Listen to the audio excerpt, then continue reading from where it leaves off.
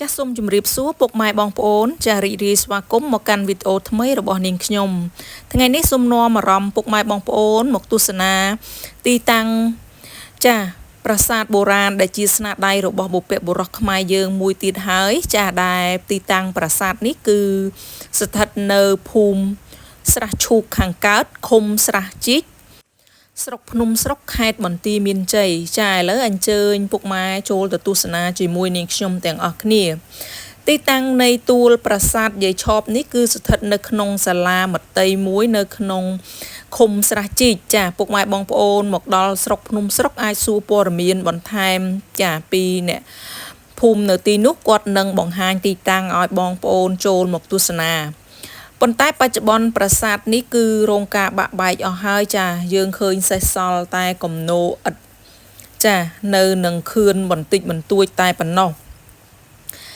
ចាប្រាសាទនេះគឺកសាងឡើងមានប្រាង្គ2ចាដែលសាងសង់អំពីឥដ្ឋលាយជាមួយនឹងថ្មភក់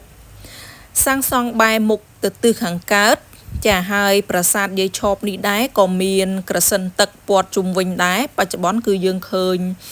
នៅសល់ក្រសិនតែមួយខាងទេចា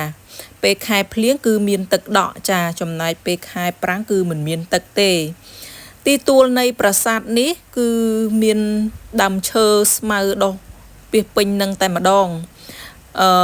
មិនច្បាស់ថាពេលរដូវប្រាំងគឺស្រឡះស្អាតជាងនេះឬក៏យ៉ាងម៉េចទេចាប៉ុន្តែពេលដែលនាងខ្ញុំមកនេះគឺនៅក្នុងខែ11ចាគឺខែរងាប៉ុន្តែយើងឃើញមានស្មៅមានព្រៃដុះជុំចិត្តចាចូលមកខាងក្នុងគឺពិបាកបន្តិចហើយក៏មានមូសច្រើនមែនទែនពុកម៉ែបងប្អូនហើយប្រាសាទយាយឆបនេះដែរក៏មិនមានឯកសារឬសិលាចារឹកណាបញ្ជាក់អំពីឆ្នាំកសាងហើយកសាងក្នុងរាជស្ដេចអង្គណាឬក៏មានឈ្មោះពិតប្រាកដថាជាប្រាសាទអ្វីទេចាចំពោះឈ្មោះថាយាយឆបនេះគឺប្រជាជនគាត់ហៅតគ្នាតាំងពីដើមមកដល់បច្ចុប្បន្ននេះចាប្រសិនបើពុកម៉ែបងប្អូនមានពេលវេលាចាកុំភ្លេចអញ្ជើញមកទស្សនាផ្ទាល់ផងទោះបីជាប្រាសាទរងការបាក់បែកអស់ច្រើនក៏ដោយក៏យើងអាចមកទស្សនាដើម្បីឲ្យស្គាល់ពីទីតាំងចាបុរាណដែលជាស្នាដៃរបស់បុព្វបុរសខ្មែរយើងប៉ុន្តែប្រសិនបើពុកម៉ែបងប្អូនមិនមានពេលវេលាគ្រប់គ្រាន់ពុកម៉ែបងប្អូនអាចទស្សនាតាមរយៈវីដេអូរបស់នាងខ្ញុំបានចានាងខ្ញុំនឹងបង្ហាញជូនពុកម៉ែបងប្អូននៅទីតាំងដែលជាស្នាដៃរបស់បុព្វបុរសខ្មែរយើងចាទោះបីជាទីតាំងនោះត្រូវបានបាក់បែករលំអស់ច្រើនសល់តែទីទួលចាក៏នាងខ្ញុំនឹងថតបង្ហាញជូនដើម្បីឲ្យពុកម៉ែបងប្អូនបានស្គាល់បានដឹង